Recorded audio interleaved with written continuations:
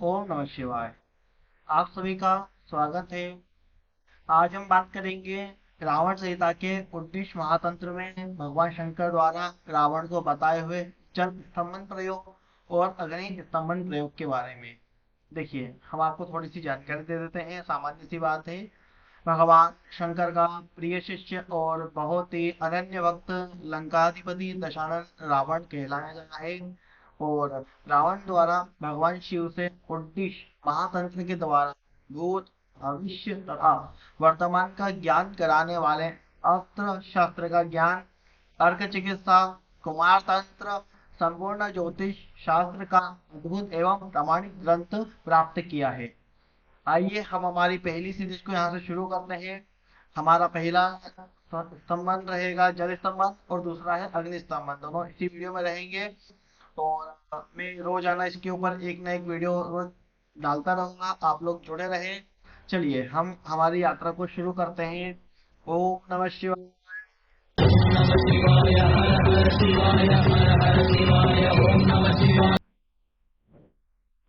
पहला आता है, मैं आपको बता देता हूँ। ये ब्लॉग पढ़ने के लिए मैं आपको एक डिस्क्रिप्शन में लिंक दे दूंगा, वहां से आप पढ़ भी सकते हैं। ठीक है, ध्यान रहे हम लोग सिर्फ ज्ञान के लिए इस चीज को पढ़ रहे हैं।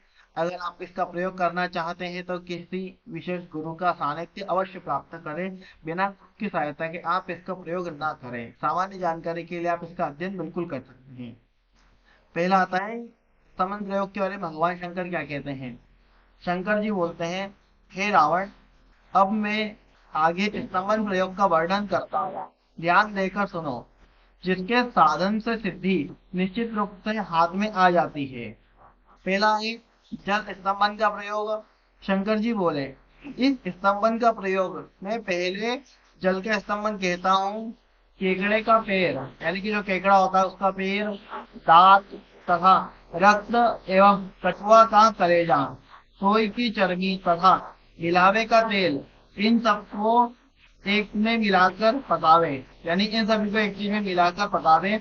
पकने के बाद इसका शरीर पर लेप करने से मनुष्य जल के ऊपर सुखपूर्वक स्थित हो सकता है, अर्थात डूब नहीं सकता। सर्प, नर्क, नाक तथा नेवला की चर्बी, डोम का शीर, इन सबको एक साथ मिलावे के तेल में पकावे। यानी मिलावे का कोई सा तेल होता है पकावे। पकने के बाद एक लोहे के बर्तन में रखें। उसके बाद कृष्ण पक्ष की अष्टमी आने पर शिव जी की पूजा एवं प्रणाम कर स्तंभन मंत्र से 1008 बार घी की आहुति शंकर जी के नाम से देवे। उसके बाद स्तंभन मंत्र को पढ़ता हुआ तेल का शरीर के ऊपर लेप कर जल सुख पूर्वक बैठ सकते हैं। यानी अथवा चल फिर सकते हैं। वह व्यक्ति फिर जल में डूबेगा नहीं।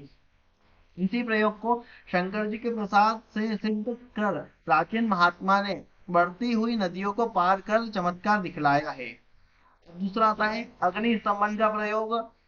मेंढक की चर्बी तथा कपूर एक साथ मिलाकर लेप करने से अग्नि शरीर में नहीं जलाता। ठीक है, यानी कि अगर आप इसका लेप करते हैं तो अग्नि जो है आपके शरीर को नहीं जलाएगी, यानी अर्थात अग्नि स्तंभन हो जाएगी।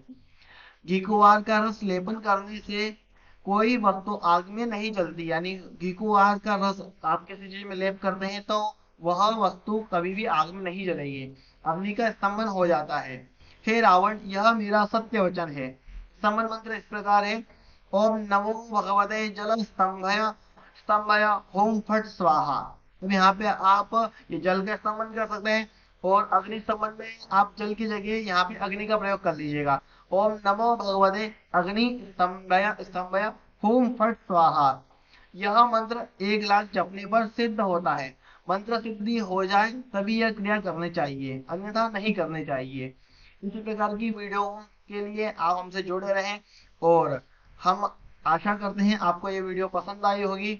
यदि आप इस ब्लॉग को पढ़ना चाहते हैं तो डिस्क्रिप्शन में लिंक है, आप वहां का अध्ययन कर सकते हैं। हर हर महादेव।